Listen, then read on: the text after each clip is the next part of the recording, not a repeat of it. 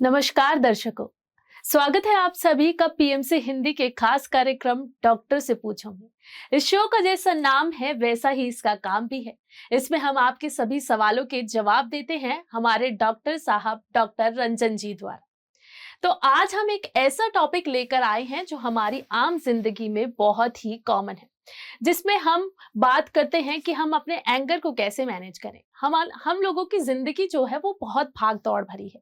हम लोगों में पेशेंस लेवल भी नहीं है, जिससे हम लोगों को क्या है, बहुत जल्दी से गुस्सा आ जाता है। कोई गुस्सा, अपने लोगों को गुस्सा जाहिर करने का बहुत अलग अलग वे होता है। कोई अपने गुस्से को बाहर निकालता है, किसी के ऊपर एकदम से ब्लास्ट हो जाता है, या फिर कई लोग होते हैं जो बहुत शांत हो जाते हैं। तो आज हम डॉक्टर रंजन जी से जानेंगे कि हम अपने एंगर को कैसे मैनेज करें। सर, आज मेरा आपसे सबसे पहला सवाल यही है, मैं आपसे जानना चाहती हूँ कि क्या कोई ऐसा भी जीवन संभव है जिसमें गुस्सा ही ना हो? बिल्कुल संभव है। ऐसी दुनिया, ऐसा जीवन संभव है जब गुस्सा नहीं आए, या फिर वैलिड रीजन के लिए जहां पर गुस्सा दिखाना बहुत जरूरी हो वहां पर आए।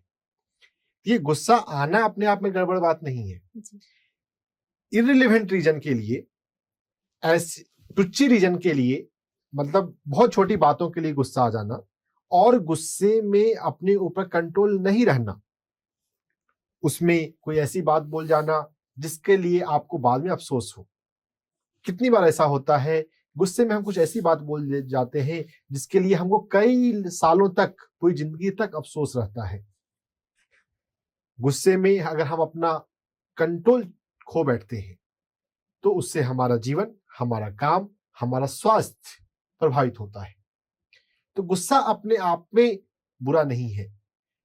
इररेशनल, अनकंट्रोल गुस्सा जिससे आपका स्वास्थ्य, जीवन प्रभावित हो, वो बुरी बात है।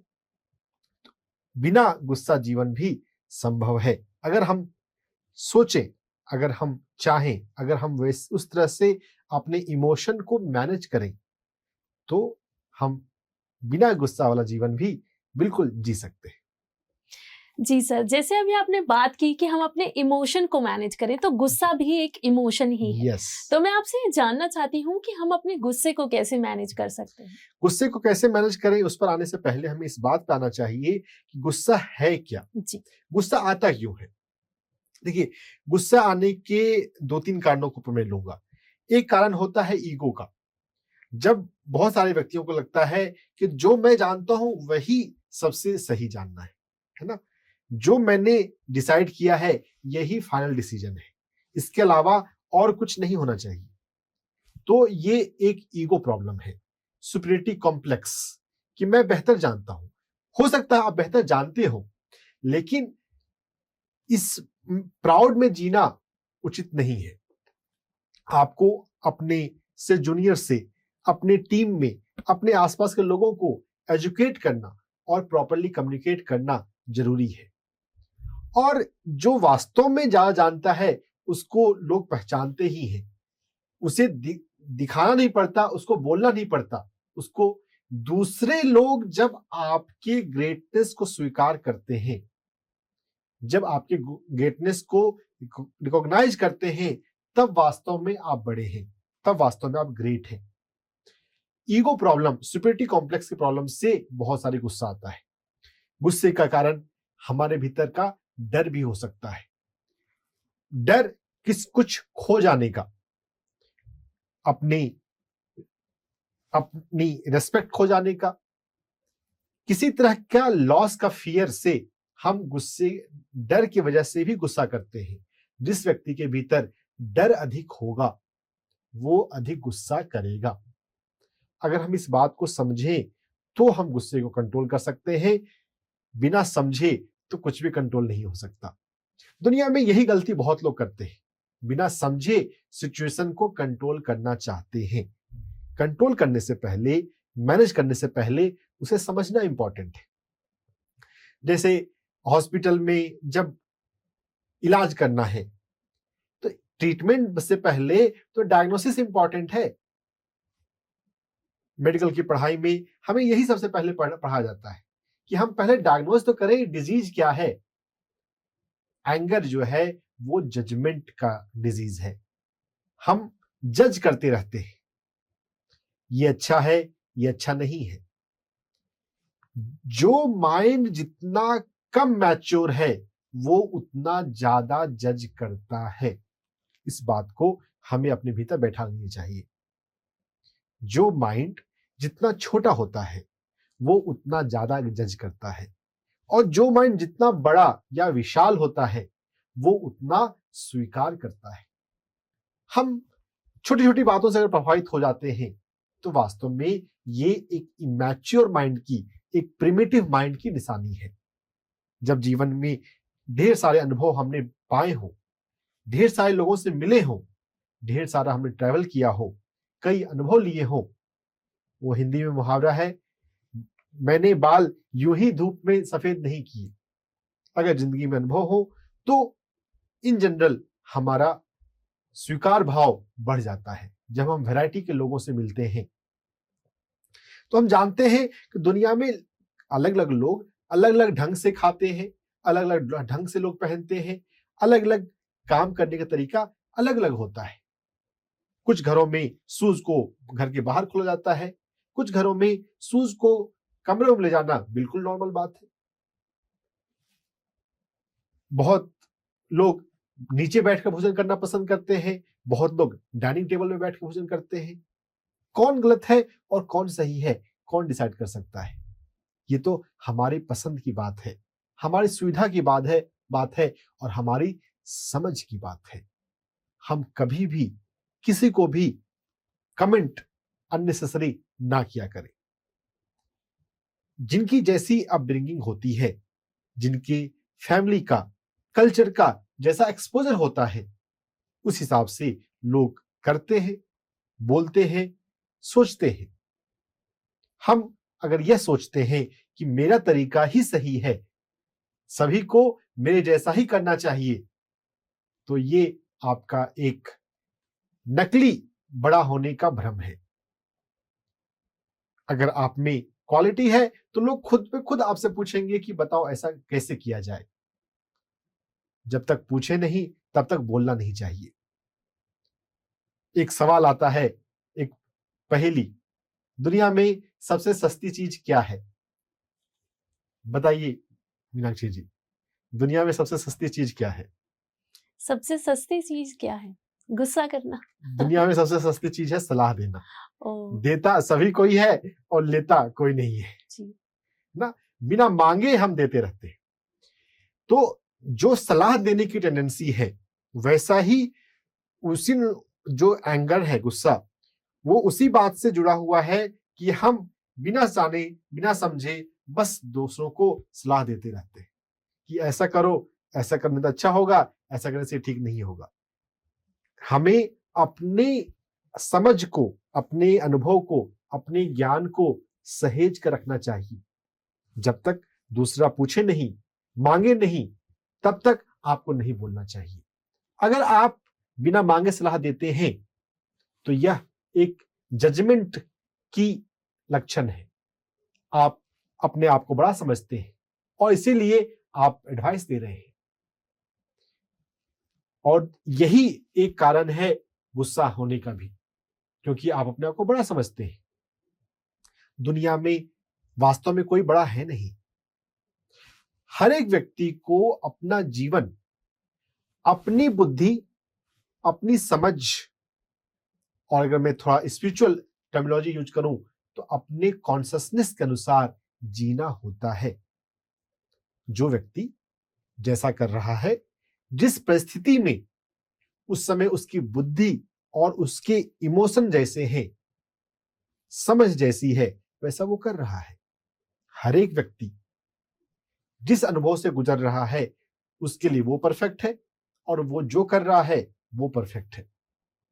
हमें कभी भी किसी को जज नहीं करना चाहिए, कमेंट नहीं करना चाहिए। अगर हम जज करना, कमेंट करना, सलाह देना अगर हम बंद कर देते हैं तो हमारा गुस्सा कम हो जाएगा। गुस्से को कम करने के लिए मैं ब्रेथ टेक्निक, मैं एक्यूप्रेशर टेक्निक और दूसरे टेक्निक पर मैं आऊंगा। लेकिन उससे पहले हम ये समझें कि फंडामेंटल रीजन क्या है, मूल कारण हमारा ईगो सेल्फ। हमें अपने आप को बड़ा समझने की बीमारी, मैं इसे बीमारी बोल रहा हूं। बीमारी, हमें जब दर्द होता है, इन्फेक्शन होता है, तब हम उसे बीमारी बोलते हैं मेडिकली। लेकिन समझदारी ये है जब हम उसको मन के तल पर ही उसको पकड़ लें, और मन के तल पर अगर हम बीमारी को पकड़ लेंगे तो शरीर के तल पे वो कभी आएगी ही नहीं। और यही हमारे इस पीएमसी हिंदी के डॉक्टर से पूछो प्रोग्राम का लक्ष्य है कि शरीर में कोई चीज आए उससे पहले आप उसे ऊर्जा के तल पर, मन के तल पर पकड़ लो और उसे ठीक कर लो। एक स्वस्थ जीवन संभव है, एक क्रोध मुक्त जीवन संभव है। जीवन में आप बीमार ना पड़े। और ऐसा कब होगा? तब होगा जब आप उसको उसके सीड रूप में, बीज में ही पकड़ना, जब मन में है तभी उसको हैंडल करना सीख ले। जिनको भी गुस्सा आता है उनसे मेरी प्रार्थना है, अपने आप को बड़ा समझने की बीमारी से बाहर आ जाए। हर एक व्यक्ति स्वतंत्र है अपना जीवन जीने के लिए। जिस प्रकार की जीवन उसे जीना है, जिस प्रकार के अनुभव उसे लेना है, वैसे वो डिसीजन लेता है। अगर कोई आपसे सलाह मांगे तो आप सलाह दें, बिना मांगे सलाह मत दें। अपने शब्दों को पैसे से अधिक वैल्यूएबल बनाएं। हम क्या कभी अपने पैसे यूं ही खर्च करते हैं? कोई, आप धनवान भी हो तो भी क्या आप 10 रुपए भी क्यों यूं ही आप छोड़ देंगे? लेकिन हम अपनी वाणी में, हम जब अपने शब्दों को जब यूं ही छोड़ते रहते हैं तो क्या उसमें ऊर्जा नहीं लगती? Money is energy, word is energy. हमारे बोलने में भी तो ऊर्जा खर्च हो रही है। अपनी ऊर्जा के महत्व को समझें। पैसा जितनी मेहनत से कमाया जाता है, उससे उसके रेस्पेक्ट में ऊर्जा को कमाने में अधिक मेहनत लगती है। अपने शब्दों को यूं ही व्यर्थ ना करें, यूं ही बोला ना करें। अपना बोलना कम करें, जजमेंट करना कम करें, बिना मांगे सलाह देना बंद करें। जब ऐसा जीवन में होगा, आप पाएंगे आपके जीवन में गुस्सा कम होता जा रहा है। इस प्रकार से हम गुस्से को समझते हुए आगे बढ़ सकते हैं। जी डॉक्टर साहब, जैसे कि अभी आपने भी बताया कि हर किसी का हर एक इमोशन को एक्सप्रेस करने का अलग अलग वे होता है। तो मैं आपसे ये जानना चाहती हूँ कि एंकर को मैनेज करने के भी क्या वेज होते हैं? इसे हम किस तरीके से मैनेज कर सकते हैं? बिल्कुल, कई तरीके से मैनेज कर सकते हैं। सबसे आसान तरीका तो है कि हम जब पहचाने कि मेरे भीतर गुस्सा उठ गया है, तो एक ये अवेयरनेस की गुस्सा हम पालने की बहुत सारे निगेटिव कॉन्सिक्वेंस हमारे लाइफ में होते हैं। एंगर से आपका हेल्थ खराब होता है, एंगर से आपके रिश्ते खराब होते हैं, एंगर से आपका काम खराब होता है, आपकी प्रोडक्टिविटी खराब होती है। अगर गुस्सा नुकसानदायक है, अगर इस बात का अवेयरनेस रहेगा तो आप गुस्से को कम करेंगे। अगर अवेयरनेस नहीं हो तो फिर हम गुस्सा कर जाते हैं और बाद में पछताते हैं, काश उस समय मैंने अपने आप पे कंट्रोल कर लिया होता। जिंदगी में कभी भी अगर आपको काश बोलना पड़ता है, काश मैंने उस समय ऐसा किया होता, तो ये एक सोचने का विषय है कि किस तरह की जिंदगी आप जी रहे हैं। अपनी जिंदगी को सोच समझ के साथ, चिंतन मनन के साथ जिए। जीवन में चिंतन करें, चिंता नहीं। अगर हम चिंतन नहीं करते हैं, अपने लाइफ पे कॉन्टेम्पलेट नहीं करते हैं, तो हमारे जीवन में चिंता आती है, अफसोस आता है, रिग्रेट होता है, गुस्सा होता है। गुस्से में डिसीजन मत लिया करें। यहां तक कि गुस्से के दौरान भोजन भी ना किया करें। जब गुस्से में आप हैं, उस समय आप भोजन करेंगे, वो भोजन भी आपको बहुत पोषण नहीं देगा। जब आप प्रेम से भोजन करते हैं तो ही आपको वो प्रॉपर आपके बॉडी में एब्जॉर्ब हो सकता है, एसिमुलेट हो सकता है।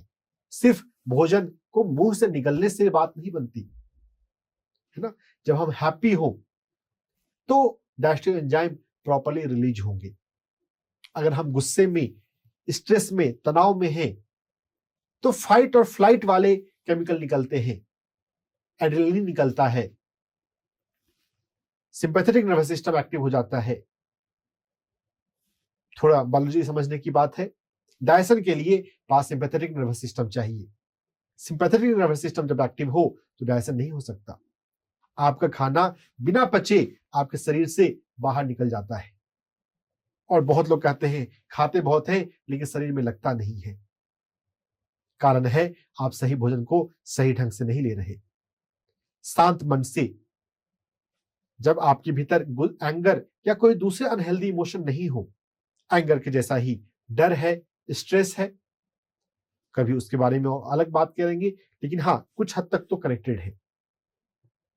गुस्से के समय कोई डिसीजन नहीं लेना है, कोई विशेष काम, कोई अर्जेंट काम हो तो बात अलग है, नहीं तो काम गुस्से में रहते हुए काम करने के बजाय पहले अपने गुस्से को हैंडल करें, मैनेज करें। गुस्से में आप जो डिसीजन लेंगे वो गड़बड़ होगा।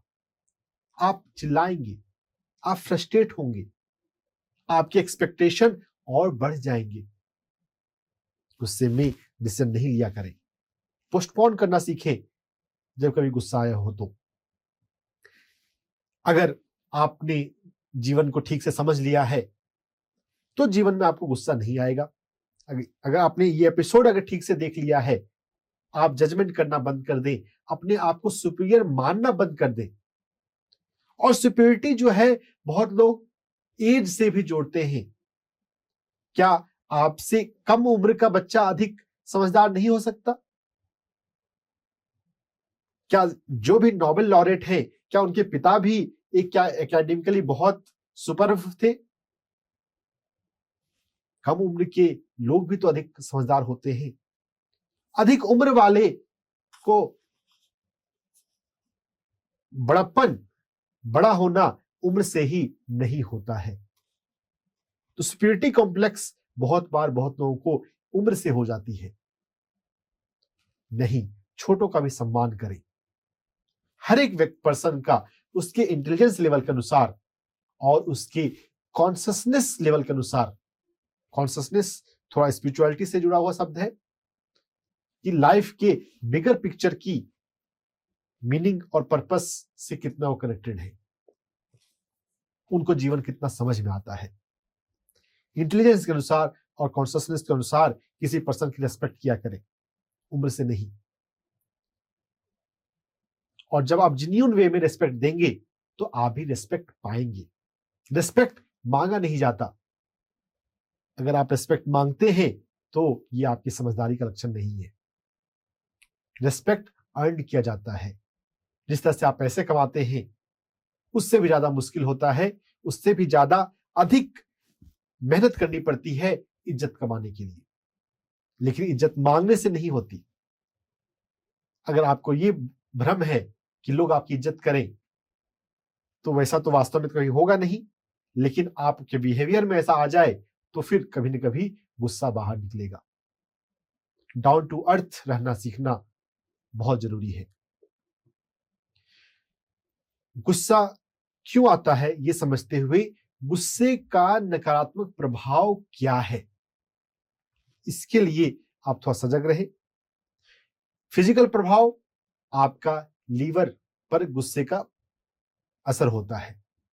अगर कोई व्यक्ति अपने गुस्से पे कंट्रोल नहीं रख पाता है तो देर सवेर उसके लीवर पे कमजोर होता जाएगा। एनर्जी मेडिसिन के अंदर हम इमोशंस को ऑर्गन से भी जुड़ा हुआ पाते हैं। लीवर के कमजोर रहने से गुस्सा हो सकता है, और गुस्से पे कंट्रोल अगर नहीं करते हैं तो उससे लीवर देर कुछ समय के बाद प्रभावित हो सकता है। तो गुस्से को कंट्रोल करने के लिए हम लीवर मेरिडियन पे काम करना सीखेंगे। गुस्से का प्रभाव फिजिकल हेल्थ के अलावा आपकी मेंटल हेल्थ पे भी पड़ता है। आपकी डिसीजन लेने की कैपेसिटी कम हो जाती है, आप प्रॉपर डिसीजन नहीं ले सकते। आपका जो इंटेलिजेंस है वो कॉम्प्रोमाइज हो जाता है। जब कभी गुस्सा हो, जब कोई भी इमोशन हावी हो आप पे, हिलते हुए पानी पर, बहते हुए पानी में आप अपना प्रतिबिंब नहीं देख सकते। शांत पानी में ही आप अपना प्रतिबिंब देख सकते हैं। बहते पानी में आप अपना इमेज नहीं देख सकते।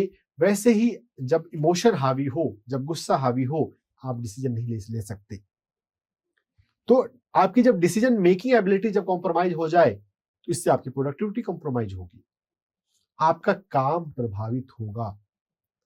अगर आप बिजनेस में हैं या कहीं ऐसे जगह पे जहां पे आपके डिसीजन से प्रॉफिट और लॉस हो सकता है, आपको लगेगा कि जब लॉन्ग टर्म में हम समझेंगे, जब अपने लाइफ को हम रिव्यू करते हैं, मुझे ये फायदा हुआ या ये नुकसान हुआ, वास्तव में तो आपने डिसीजन हेल्दी स्टेट में नहीं लिए।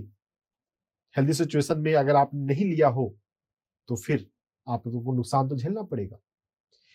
इस बात की समझ रखते हुए गुस्से का शॉर्ट टर्म और लॉन्ग टर्म कॉन्सिक्वेंस क्या होता है, यह ध्यान में रखना है।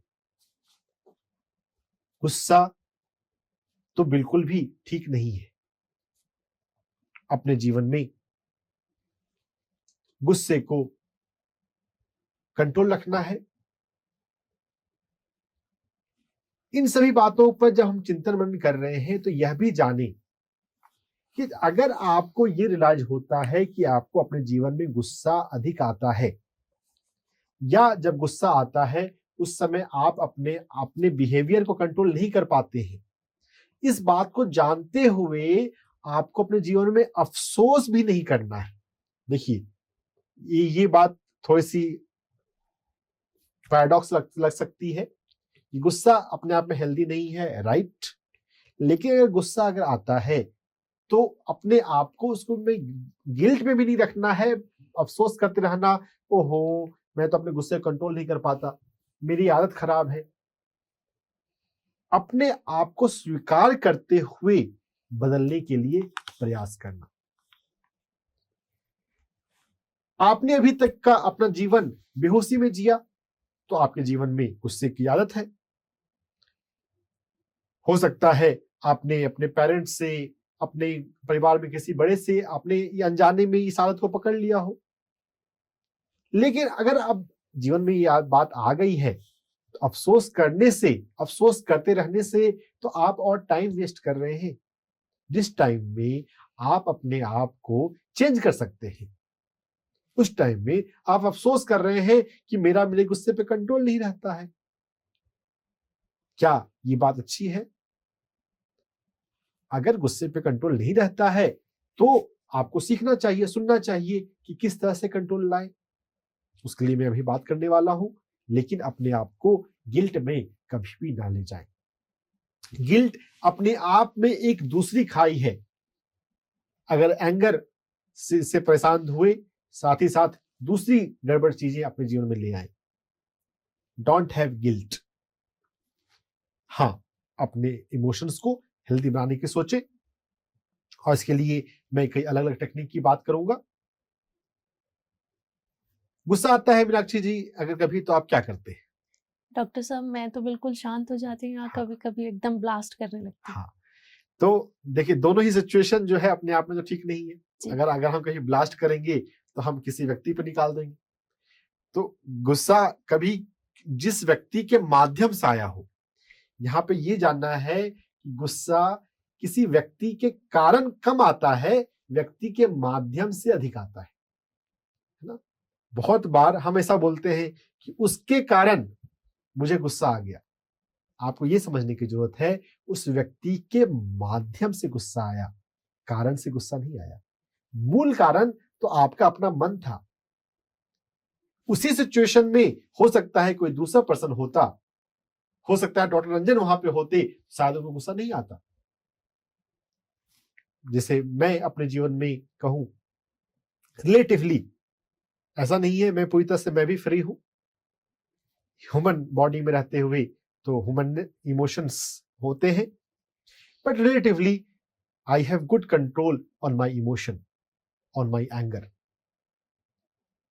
और ये अभी नहीं, ये कई सालों से बात है। जब मैं हॉस्पिटल में काम किया करता था तब भी मेरे जो कलीग है रिलेटिवली, तो ये वक्त के साथ मैंने अपने आप पर नियंत्रण डेवलप किया। सेल्फ डिसिप्लिन, सेल्फ कल्चर, जो योग में आती है बात। What is yoga? Culturing self. हम अपने इमोशन को, अपनी एनर्जी को समझें और उसको डिसिप्लिन करें। तो अगर हम किसी पर गुस्से की भड़ास निकालते हैं तो जिस व्यक्ति के माध्यम से गुस्सा आया हो उस व्यक्ति पर भड़ास निकलता है। और कभी कभी उस व्यक्ति पर हम अगर गुस्सा नहीं कर सकते तो हम किसी दूसरे व्यक्ति पर, जैसे किसी परिवार में किसी छोटे बच्चे पर भड़ास निकल जाता है। अगर ऑफिस में कुछ गड़बड़ हुआ हो, ऑफिस से घर लौटे, अब घर में किसी बच्चे ने कुछ दूसरी बात करी, अब अगर नॉर्मल डे होता तो आप बच्चे की बचकानी हरकत को इग्नोर कर देते, मुस्कुरा के जाने देते, लेकिन चूंकि आपका दिन उस दिन फ्रस्ट्रेशन वाला निकला था तो आपने उस पर भड़ास निकाल दिया। तो ब्लास्ट उस व्यक्ति पे भी होता है और दूसरे पर भी होता है। हमें यह जानने की जरूरत है, अगर हम अपने आप को संयमित नहीं रखते हैं तो हम अनहेल्दी वे में गुस्से को निकालते हैं। मुझे गांधी जी की याद आ रही है। गांधी जी के पास फर्स्ट क्लास का टिकट होते हुए भी उनको ट्रेन से उतार दिया गया था। ऐसे सिचुएशन में अगर हम और आप होते तो क्या करते? गुस्सा निकालते, गाली देते सरकार को, अंग्रेजों को, लेकिन उन्होंने अपनी एनर्जी को कल्चर किया, कल्टीवेट किया और इसको फ्रीडम मूवमेंट का रूप दिया। यहां पर अगर गांधी जी गुस्सा भी करते तो भी वो एक नॉर्मल बात होती, जस्टिफाइड था वो, लेकिन उस सिचुएशन में भी उन्होंने चिल्लाकर, भड़ास निकालकर अपना गुस्सा अपने से नहीं निकाला, उसको एक डायरेक्शन दिया। हमें यहां यह समझने की जरूरत है कि गुस्सा जो है वो एक एनर्जी है, एलिवेटेड एनर्जी। उस एनर्जी में आप कुछ कर सकते हैं। अपनी एनर्जी को चैनलाइज करना, डायरेक्शन देना सीखने की जरूरत है। कोई भी बड़ा काम, कोई भी लॉन्ग टर्म प्रोजेक्ट में अपनी एनर्जी को डायरेक्शन देना सीखिए, नहीं तो आपका गुस्से की एनर्जी व्यर्थ हो जाती है। भड़ास निकालने से कभी कुछ नहीं होता। एक जुनून बना लीजिए, मुझे लाइफ में ये करना है या ये करके दिखाना है। अपने आप को एक्सप्रेस करना है। जीवन में जो करना है वो किसी को दिखाने के लिए भी नहीं, ये मैं कर सकता हूं, ये मुझे करना है। हेल्दी वे में अपनी एनर्जी को एक्सप्रेस करना, चैनलाइज करना इंपॉर्टेंट है। और गुस्से को दबाना भी ठीक नहीं है। यहां पर बहुत लोगों को सरप्राइज लगेगा बात। बहुत सारे कैंसर का कारण हमारा सप्रेस्ड एंगर, सप्रेस्ड फ्रस्ट्रेशन और इरिटेशन होता है। जब हम किसी बात से परेशान हो और उसको बस अपने भीतर दबाते रहें, कई सालों का दबा हुआ गुस्सा भी हमारे शरीर में अलग अलग बीमारी लाता है। कुछ कैंसर का कारण सप्रेस्ड एंगर भी है, इरिटेशन, फ्रस्ट्रेशन। अगर किसी बात से आप कंफर्टेबल नहीं है तो सिचुएशन को चेंज करने की काबिलियत अपने भीतर डेवलप करें। किसी परिवार में कोई रिश्ता ऐसा है, किसी वर्क में आपका एनवायरनमेंट आपको सुटेबल नहीं है, कुड़ते रहने के बजाय अपनी जॉब को चेंज करने की हिम्मत रखें। आप कहेंगे कि मैंने तो इतने सालों से यही किया है। आप ट्रेनिंग लीजिए, अपने आप को एजुकेट करें, अपने आप को इस तरह से एम्पावर करें कि आप अपनी एनवायरनमेंट को चेंज कर सकें। भीतर ही भीतर परेशान होते रहने के बजाय अपनी एनवायरनमेंट को चेंज करना बेहतर सॉल्यूशन है। और यहां पर किस्मत को कोसना, या हायर अथॉरिटी को कोसना भी ठीक नहीं है। हाँ, अगर कभी ऐसी बात है जहां आपको लगता है कि आपका गुस्सा जो है जेन्युइन है, तो आप अपनी वॉइस हेल्दी वे में रेज कर सकते हैं। आप सीनियर अथॉरिटी को लेटर लिखना, मेल लिखना, ट्विटर लिखना, आज के समय में ट्विटर बहुत काम का है, अपने आप को एक्सप्रेस कर सकते हैं। लेकिन चिल्लाना या गुस्से को दबाना दोनों ही गड़बड़ बात है। जो फीवर होता है, बुखार का एक कारण है गुस्से को दबाना। फिजिकल लेवल पर, बायोलॉजिकल लेवल पर कारण हो सकता है कि कोई इन्फेक्शन हो, चेंज ऑफ वेदर से है, कोई बैक्टीरिया है, कोई वायरस है, लेकिन मन के लेवल पे गुस्से का एक कारण होता है, फीवर का एक कारण होता है गुस्से को दबाना, सप्रेशन ऑफ एंगर। जब भी आपको अगली बार फीवर आए तो अपने मन पर अवलोकन कीजिएगा, क्या पिछले 2 दिन में, 4 दिन में, हफ्ते में क्या आपको कहीं पर गुस्सा आया और उस गुस्से को क्या आपने दबाया? आप पाएंगे 99.99% में केस में ऐसा होता है। अगर इस बात को अगर आप समझ लें, और सबसे आइडियल स्टेट कि गुस्सा आए नहीं, और अगर गुस्सा आता है तो उसे हेल्दी वे में एक्सप्रेस करना जरूरी है। दबाना, शांत रहना जरूर ठीक नहीं है। चुपचाप बैठना, अगर गुस्सा उठे ही नहीं, वो अच्छी बात है, हम किसी को जज ना करें, हम जीवन में स्वीकार भाव रखें, हम दृष्टा बने। पतंजलि योग सूत्र में, भगवत गीता में, अध्यात्म में हमें यही तो सबसे मुख्य बात सीखनी है, हमें दृष्टा बनना है। Be a observer, observe but don't comment. साधना और क्या है? सबसे हेल्दी वे, सबसे आइडियलिस्टिक वे तो यही है कि अपने जीवन में आप देखने की कला विकसित करें, देखें लेकिन बिना कमेंट किए। ध्यान की या अध्यात्म की ऊंचाई ही यही है, हम बिना प्रभावित हुए, बिना कमेंट, बिना जजमेंट किए बस देखना सीखे, ऑब्जर्व करना सीखे। तो सबसे आइडियल वे तो वो है। लेकिन अगर वो नहीं हो पाता है तो ना तो चुप रहे और ना ही भड़ास निकाले, ना ही बम फटे, जो सामने आया उसकी ऐसी की तैसी कर दी। उसको एक्सप्रेस करना, जो आपके मन में है वो कुछ घंटे के बाद, जब कभी गुस्सा आता है किसी व्यक्ति पर, किसी सिचुएशन पर, कुछ मिनट के बाद या कुछ घंटों के बाद अपना कंसर्न आपको बोलना या लिखना चाहिए, कंसर्न पर्सन को। लेकिन क्या होता है ना, बहुत बार हमें पता ही नहीं होता है कंसर्न पर्सन कौन है। मैं आपको हंसने वाली बात बताता हूं। आपके स्ट्रीट में लाइट नहीं है, स्ट्रीट लाइट, और आप गाली दे रहे हैं प्रधानमंत्री को कि प्रधानमंत्री जो है वो देखो चोर है, करप्ट है। अरे, आपकी स्ट्रीट में लाइट नहीं है, ये इसके लिए म्युनिसिपैलिटी का कंसर्न है। हम कंसर्न पर्सन को कम्युनिकेट करना नहीं जानते। गुस्सा आता है तो उसको सही वे में एक्सप्रेस करना जरूरी है। गुस्से को मैनेज करने के लिए आप डीप ब्रीदिंग का सहारा ले सकते हैं।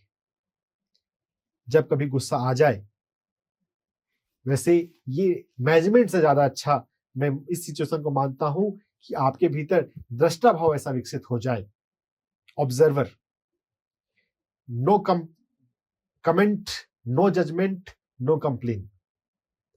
जो जैसा है उसको वैसा जीवन जीने दे। हर एक व्यक्ति अपने कर्मों की गति भोगता है, जो जैसा करता है वैसा पाता है। हाँ, अगर हमारा डोमेन है, अगर हमारा क्षेत्र है, हमारी फील्ड का, हमारे डिपार्टमेंट की बातें हैं, फिर हमें कंसर्न होना चाहिए, एक्शन लेना चाहिए, बोलना चाहिए। हमारा प्राइमरी डोमेन और प्राइमरी कंसर्न क्या है, यही हमें बहुत नहीं पता। इसको ऐसे भी कहा जाता है माइंड योर बिजनेस। जो आपका काम है उससे काम रखें, इधर उधर की बातों में ना जाएं। दुनिया में अगर इधर उधर जाते रहें फिर तो आपको बहुत सारी चीजें गड़बड़ लगेंगी, लेकिन उसके लिए आप कुछ कर भी नहीं सकते। आपका जो डोमेन है, आपका जो डिपार्टमेंट है, वहां पर आप कंसर्न हो, वहां के लिए आप अकाउंटेबल हैं और वहां की रिस्पॉन्सिबिलिटी प्रॉपर वे में लें। आइडियलिस्टिक सिचुएशन में आपके सामने प्रॉपरली एम्फेसाइज कर रहा हूं, सबसे अच्छा तो यही है कि आपको गुस्सा आ ही नहीं, लेकिन गुस्सा आ जाए तो उसको मैनेज करने के लिए कई सारे तरीकों में पहला तरीका डीप ब्रीदिंग का है, गहरी सांसें लेना। वैसे भी हमारी सांसें लेने का जो अच्छा तरीका है वो हमारे पेट से है, लेकिन जितने हम तनावग्रस्त हो जाएं, जितने हम इधर उधर की बातों में सोचें, उतना हमारा सांस लेने का ढंग गड़बड़ हो जाता है। हम पेट से सांस ना लेकर सिर्फ अपने लंग के अपर पार्ट से सांस लेते हैं।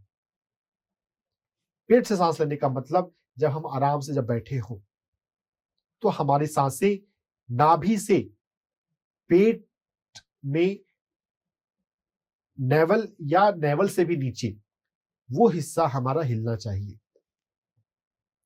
आप कभी भी चेक किया कीजिए, 24 घंटे में कभी भी आप चेक कर सकते हैं कि क्या आपकी सांसें जब आप लेते हैं, क्या आपकी नाभि चलती है, हिलती है। अगर नाभि चल रही है, नाभि हिल रही है, तो आप सांस लेने का सही ढंग जानते हैं। अगर नहीं है तो एक्टिवली, कॉन्शियसली अपनी सांसों को गहरा करें। अपने बाएं हाथ को अपनी नाभि पर रखें और गहरी सांस लिया करें, छोड़ा करें। जब गुस्सा आ जाए उस समय जिस हुई जगह पर आप बैठे हैं या खड़े हैं वहां से आप हटें, उस कमरे में ना रहें, उस जगह पे ना रहें। कोई खुली जगह में जा सकते हैं तो बेस्ट है, नहीं तो किसी भी दूसरी जगह पर जाएं और गहरी सांसें लें। 10 बार अगर आप गिन कर गहरी सांस लेते हैं, छोड़ते हैं, आप पाएंगे कि आपका गुस्सा जो है या तो पूरी तरह से गायब हो जाता है या उसकी इंटेंसिटी बहुत कम हो जाती है। सिर्फ 10 सांसें। अगर आपको खुली हवा में या कोई दूसरी जगह जाने का मौका नहीं है तो आप कम से कम टॉयलेट तो जा सकते हैं। वहां तो आप गहरी सांस ले छोड़े, कोई देखने वाला नहीं है। अपने हिसाब से 10 गहरी सांसें, या जब तक आपका गुस्सा डिसॉल्व नहीं हो जाए। ऐसा भी हो सकता है कि सिर्फ 5 गहरी सांसें लेने छोड़ने से, सिर्फ 3 गहरी सांसें लेने छोड़ने से आपका गुस्सा छूमंतर हो जाएगा। लेकिन ये गुस्से को खत्म करने का टेम्पररी मेथड है। पहले हम टेम्पररी मेथड की बात कर रहे हैं और बाद में परमानेंट मेथड की भी बात करेंगे। गुस्से से आपका ध्यान हटाना है। जब हम गहरी सांसें ले रहे हैं तो गहरी सांसें लेने से हमारे भीतर पारासिम्पैथेटिक नर्वस सिस्टम एक्टिव होता है। जब आप पेट से सांस ले रहे हो आप गुस्सा नहीं कर सकते। आप कभी कोशिश करके देखिएगा, गुस्सा आ रहा हो, पेट से गहरी सांस लीजिए, क्या वास्तव में उसके बाद भी क्या गुस्सा आप कर पाते हैं? ज्यादातर केस में आप नहीं कर पाएंगे। तो एक तो है सांसों को गहरी सांसें लेने का और छोड़ने का तरीका। प्रेफरेबली खुली जगह पर, बालकनी में, छत पर, पार्क में, नहीं तो कभी भी कहीं भी। सिर्फ अपनी सीट पर अपना टर्न करें फेस और गहरी सांस लें और छोड़ें। इससे आप गुस्से को बहुत अच्छा कंट्रोल कर सकते हैं। सांसों को गहरी लेने छोड़ने के अलावा और गुस्से को कंट्रोल करने के क्या तरीके हो सकते हैं? सर मेडिटेशन, मैं समझती हूँ कि मेडिटेशन भी एक अच्छा तरीका हो सकता है। Yes, very true. ध्यान तो ब्रह्मास्त्र है। ध्यान से हमारी लाइफ की सारी प्रॉब्लम सॉल्व होती है, लेकिन ये एक रिलेटिवली लॉन्ग टर्म मेजर है। लॉन्ग टर्म मेजर मतलब ध्यान करते करते आपके जीवन में आपकी ऐसी आदत बन जाएगी, आपका ऐसा स्वभाव हो जाएगा कि आपको गुस्सा आएगा ही नहीं, या आएगा तो आप पर उस तरह से हावी नहीं होगा। आप ऐसा नहीं है कि आप गुस्से में बिल्कुल पागल हो जाएंगे, होश ही हवास नहीं है, क्या बोल रहे हैं, क्या कर रहे हैं। और ये धीरे धीरे होता है, समय लगता है। ऐसा नहीं है कि आज आपने ध्यान करना शुरू किया और तुरंत आपका गुस्सा छू मंतर हो जाएगा। तो जो अगर किसी ध्यानी को, किसी ध्यान के साधक को अगर गुस्सा आता है, तो इसमें लिए जज भी नहीं करना है। बहुत बार हम खुद से या कभी कभी हमारे परिवार वाले, हमारे फ्रेंड्स जज करते हैं, अरे तुम तो ध्यानी हो, तुम्हें गुस्सा कैसे आ रहा है? अरे ये क्या बात हुई? अभी ध्यान शुरू करने का मतलब ये तो नहीं हो गया कि ध्यान में वो परफेक्ट हो गए। ध्यान की साधना जो है ये पूरे जीवन की साधना है। कभी कभी किसी में प्रभाव जल्दी आ जाता है, किसी में समय लगता है। कभी किसी व्यक्ति को ऐसा नहीं बोलना चाहिए तुम तो ध्यानी हो, तुम्हें गुस्सा कैसे आ रहा है। और आप भी अगर आप ध्यान के साधक हैं तो अपने आप को ऐसे जज ना किया करें, कमिट ना किया करें कि मैं ध्यानी हूं कि मुझे गुस्सा आ रहा है। हाँ, ध्यान का अभ्यास जो है आपको लॉन्ग टर्म जीवन में गुस्से पर कंट्रोल करना सिखाएगा। ध्यान में जो हमारे विचार आते हैं, जो हमें पता चलते हैं कि मेरे मन में इतने विचार हैं, जब विचारों को आप कम करना चाहेंगे, जब आप जजमेंट करना बंद करेंगे, कमेंट करना बंद करेंगे, अननेसेसरी का बोलना बंद करेंगे, तभी भी तो विचार जाकर बंद होंगे। हमारा बोलना और सोचना आपस में जुड़ा हुआ है।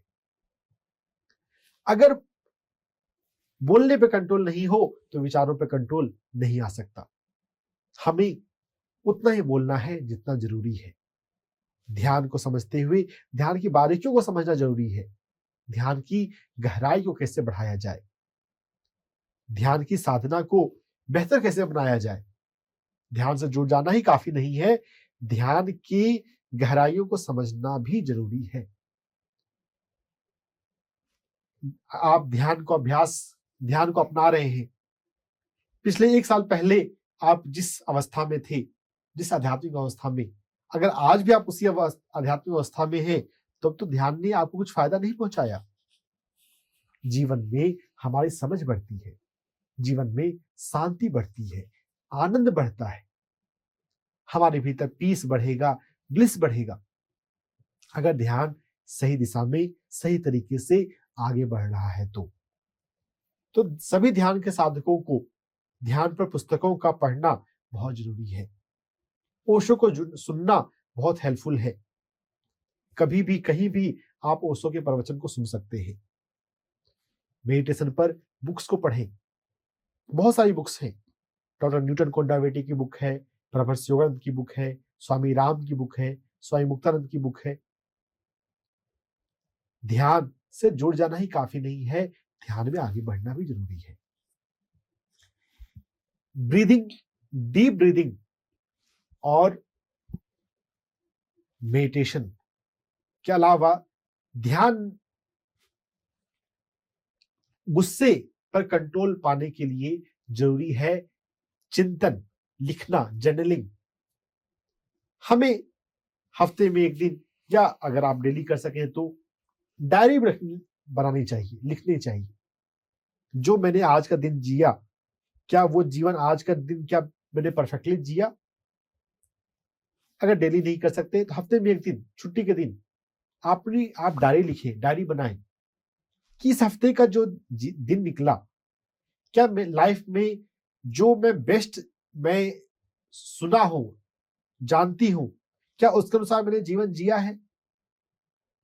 अध्यात्म में या जीवन में हम बहुत सारी ज्ञान की बातें सुनते हैं, लेकिन अगर वो हमारे व्यवहार में नहीं उतर रहा तो फिर उसका कोई लाभ नहीं। चिंतन, कॉन्टेम्पलेशन इंपॉर्टेंट है, और कॉन्टेम्पलेट करते हुए डायरी लिखा करें, तो आपको पता चलेगा कि हाँ, किस दिन कहाँ पे मैंने गुस्सा किया, कहाँ पे मैंने अननेसेसरी चिंता करी। बहुत बार हम चिंता करते हैं, बाद में पता चलता है कि अरे चिंता करने की तो जरूरत ही नहीं थी। बाद में पता चलता है कि जो गुस्सा था ये तो व्यर्थ था, मैंने फालतू का ही गुस्सा कर लिया। चिंतन लाइफ में बहुत जरूरी है और इसलिए डायरी बनाएंगे तो आपको पता चलेगा कि हाँ, आज का जीवन आपका कैसा रहा। अगर डायरी ना भी बनाए तो भी एटलीस्ट कॉन्टेम्पलेट तो करें, आज का दिन, ये सप्ताह मेरा कितना मीनिंगफुल था, कितना वर्दी था। क्या quality of thinking, quality of speaking, quality of living बढ़ाई जा सकती है? चिंतन करेंगे तो आप पाएंगे हमेशा क्वालिटी ऑफ लाइफ बढ़ाई जा सकती है। चाहे आप जितने भी शांत रहे हो और अधिक शांत हुआ जा सकता है। चाहे जितना भी अच्छा परफॉर्मेंस आपने दिया हो और भी बेहतर परफॉर्मेंस दिया जा सकता है। आपको गुस्सा नहीं आया हो तो क्या आपने प्रेम दिया? गुस्सा नहीं करना एक बात है, लेकिन प्रेम देना भी तो विधायक क्वालिटी है, पॉजिटिव क्वालिटी। गुस्सा एक नेगेटिव इमोशन है। पॉजिटिव इमोशन हम प्रेम दें, प्यार दें, हम स्माइल दें, ग्रैटिट्यूड दें, धन्यवाद भाव। सोने से पहले या कोई भी एक रूटीन रखें जब आपको 5 मिनट जीवन में धन्यवाद देना है। जिस चीज का भी हम धन्यवाद देते हैं, हम उन चीजों को या उससे मिलती जुलती चीजों को अपने जीवन में आकर्षित करते हैं।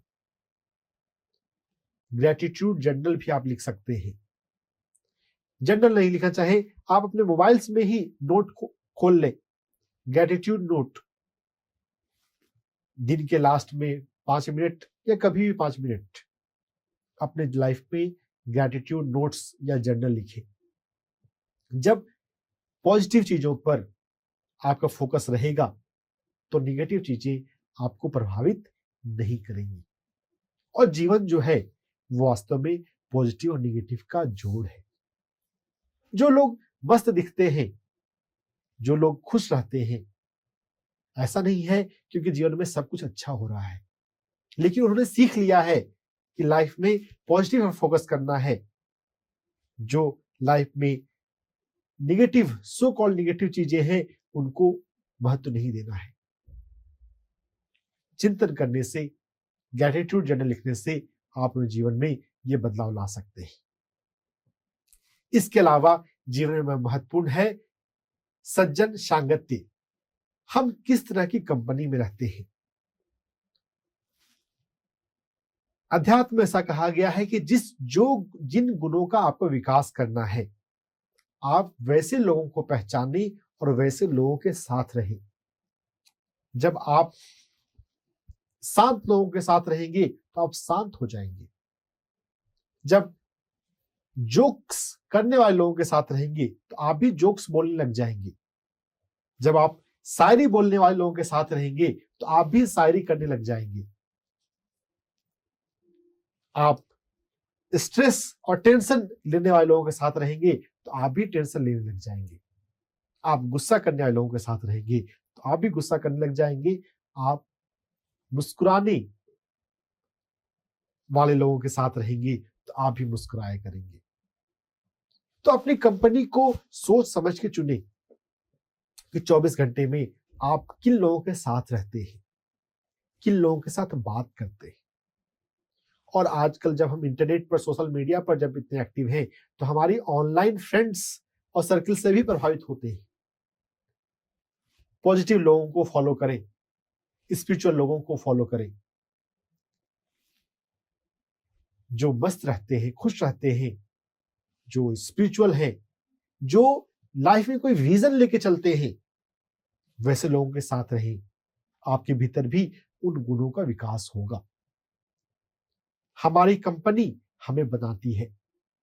एवरेज लोगों के पैटर्न पर, एवरेज लोगों के हिसाब से, जो चेतना के औसत दर्जे पर है, उनके लिए कंपनी बहुत मैटर करती है। हम किस तरह के लोगों के साथ रहते हैं। जो गुस्से गुस्से की आदत है जिनके भीतर तनाव की आदत है, उनसे थोड़ा फॉर्मल डिस्टेंस बनाना सीखें। अगर आपने अपने गुस्से को जीत लिया है, अगर आप इस अवस्था तक पहुंच गए हैं कि अब आपके जीवन में तनाव नहीं आता है, तब आप दूसरों की हेल्प कर सकते हैं। बहुत लोगों को लगेगा कि डॉक्टर साहब ऐसी ये बात क्या बातें बोल रहे हैं। अगर कोई व्यक्ति गुस्सा करता है और वो मेरा दोस्त है तो मैं उसे छोड़ दूं? अगर आप उससे नहीं छोड़ेंगे तो गुस्से करने की आदत आपके भीतर भी आ जाएगी। टेंशन लेने की बीमारी आपके भीतर भी पल जाएगी। अगर आप गुस्से को जीत चुके हैं, स्ट्रेस से इम्यून रहते हैं, तो फिर आप बिल्कुल दूसरों की हेल्प करें। फिर दूसरों के इमोशंस आप पर हावी नहीं होंगे। लेकिन अगर हम अभी खुद नीचे लेवल पे हो, तब तो हमें दूसरों का ऑरा प्रभावित कर देता है। एनर्जी और माइंड के तल पर हमें समझने की जरूरत है। ऑरा के लेवल पर, माइंड के लेवल पर कोई सेपरेशन नहीं है, कोई वॉल नहीं है। हम जैसे लोगों की ऑरा में रहते हैं, उनकी भावनाएं, उनकी इमोशंस हमसे जुड़ते रहते हैं, हमें प्रभावित करते हैं।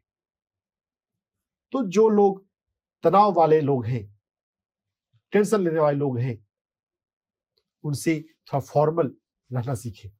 बिल्कुल ऐसा नहीं है आप बिल्कुल कट कर ले, लेकिन बस उनसे जितना जरूरी है उतना ही काम रखें। जब तक आप अपने गुस्से को पूरी तरह जीत नहीं लेते। जब आप जीत चुके हो, फिर दोस्ती निभाइए ना, फिर सबको हेल्प कीजिए ना। लेकिन आपका हेल्प वही लोग रिसीव करेंगे जो आपको रेस्पेक्ट या रिगार्ड करते हैं। आप सबकी हेल्प नहीं कर सकते। हेल्प लेने के लिए ओपननेस भी तो होनी चाहिए। तो हमें अपने दोस्त बदलने के लिए, अगर हम जीवन में खुद को बदलना चाहते हैं, दोस्त को बदलने के लिए भी तैयार रहना चाहिए। दोस्ती से ज्यादा महत्वपूर्ण है हमारी चेतना का विकास, हमारे इमोशंस का हेल्दी रहना। कंपनी बहुत मैटर करती है।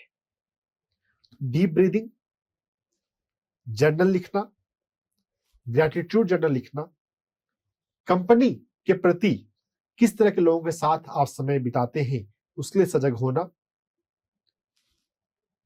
और मेडिटेशन। इन बातों पर हम चर्चा कर चुके हैं। इसके अलावा भी और भी तरीके हो सकते हैं। कोई और तरीके आपकी नजर में आ रहे हैं मीनाक्षी जी? डॉक्टर साहब, जैसे गुस्सा एक ऐसा इमोशन है जो हमें कोई सिखाता नहीं है, वो हमें बचपन से ही खुद ही आता है। जैसे हम एक छोटे बच्चे को देखते हैं, जब उसे गुस्सा आता है तो वो अपनी चीजें उठाकर फेंकने लगता है। तो ऐसे ही जब हम बड़े होते हैं और हमें गुस्सा आता है तो हम भी अपनी चीजें फेंकने लग जाते हैं।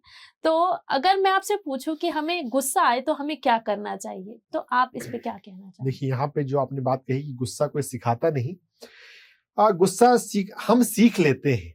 हम पेरेंट्स से या एनवायरमेंट से हम सीख लेते हैं। हाँ, कभी कभी पूर्व जन्मों के संस्कार भी हो सकते हैं। तो अब मैं चलता हूँ एक्यूप्रेशर पॉइंट्स पे। अगर कभी किसी को गुस्सा आता है तो ये उसके लीवर की कमजोरी को भी बताता है। तो हमारे पैर के अंगूठे के पास लीवर 1 और लीवर 2 एक्यूप्रेशर पॉइंट होता है। उस पर काला रंग अगर हम लगाएं तो वो हमारे गुस्से को कम करता है। हमारे पैर के अंगूठे के पास, नाखून के पास जो पॉइंट है वो लीवर 1 एक्यूप्रेशर पॉइंट है, आपको स्क्रीन पर दिख रहा है। उससे पीछे का जो एक्यूप्रेशर पॉइंट है वो लीवर 2 एक्यूप्रेशर पॉइंट है, लीवर नाड़ी का दूसरा पॉइंट। इन दोनों एक्यूप्रेशर पॉइंट्स को काला रंग लगाएं, सिर्फ रंग लगाएं, कोई दबाने की जरूरत नहीं है। ये सिडेट करना है, जो ब्लैक कलर करना है वो सिडेट करना है। लीवर के अलावा यंग लोगों में अगर गुस्सा आता है तो ये किडनी से भी इसमें कनेक्शन होता है। तो किडनी के पॉइंट्स को हमें काम करना है, किडनी को टोन करना है। हमारे पैर में केवन, तलवे में केवन एक्यूप्रेशर पॉइंट है, उसको मसाज करें और खासकर इन किडनी के पॉइंट्स को यूज करें। इन किडनी थोड़ा सा टेक्निकल टर्म है, पृथ्वी ऊर्जा से जुड़ी हुई किडनी होती है।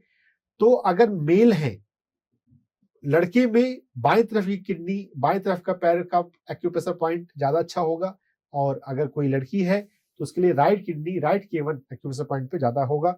अगर कुछ समझ में नहीं आए तो दोनों पैर पे करें, लेकिन अगर आपको साइड याद रहता है तो आप कम मेहनत में ज्यादा फायदा ले पाएंगे। K1 एक्यूप्रेशर पॉइंट का फोटो ले खींच सकते हैं स्क्रीन का। K1 के अलावा हम K6 एक्यूप्रेशर पॉइंट पर ब्लैक कलर लगा सकते हैं। K6 एक्यूप्रेशर पॉइंट हमारे एंकल के जस्ट नीचे होता है। K6 नाम से स्पष्ट है, किडनी मेरिडियन का ये छठा एक्यूप्रेशर पॉइंट है। K6 को ब्लैक कलर करना है, दबाएंगे, मसाज करेंगे, टोन होगा, और ब्लैक कलर लगाएंगे, उससे भी ये टोन होगा। टोन होगा मतलब यहाँ की एनर्जी जो है बढ़ेगी। तो यंग लोगों में, 20 साल से नीचे के लोगों में किडनी का एक्यूप्रेशर पॉइंट बहुत हेल्पफुल होता है गुस्से को कम करने में। अगर कोई प्रौढ़ मनुष्य है, खासकर सीनियर सिटीजन हो, अगर उसमें गुस्सा आता है 50 और उसके बाद के लोगों में, तो ये बहुत बार हमारे स्प्लीन का वीकनेस बताता है। तो स्प्लीन की नाड़ियों पर और स्प्लीन से जुड़े हुए स्टमक की नाड़ी पर काम करना है। हमारे पैर में स्प्लीन से जुड़े हुए दो अच्छे पॉइंट हैं, SP4 और SP6। स्प्लीन 4 और स्प्लीन 6। SP4 एक्यूप्रेशर पॉइंट का मसाज करना है। SP4, SP6, ST36 इन तीनों एक्यूप्रेशर पॉइंट का मसाज करेंगे तो इससे स्प्लीन मजबूत होगा और गुस्सा कम आएगा। एक्यूप्रेशर पॉइंट से हम अपने गुस्से को कंट्रोल कर सकते हैं। हम सजग रहेंगे, गुस्से को बहुत आसानी से कंट्रोल किया जा सकता है। जागिए, समझिए और गुस्से को कंट्रोल रखते हुए जीवन जिए। डॉक्टर साहब, हमारे साथ जुड़ने और हमारे दर्शकों को एंगर मैनेजमेंट के बारे में बताने के लिए आपका बहुत बहुत शुक्रिया। धन्यवाद जी। आप जुड़े रहिए पीएमसी हिंदी के साथ और देखते रहिए डॉक्टर से पूछो कार्यक्रम। अगले एपिसोड में यानी शुक्रवार को हम आपसे एक बार फिर मुलाकात करेंगे। तब तक के लिए धन्यवाद।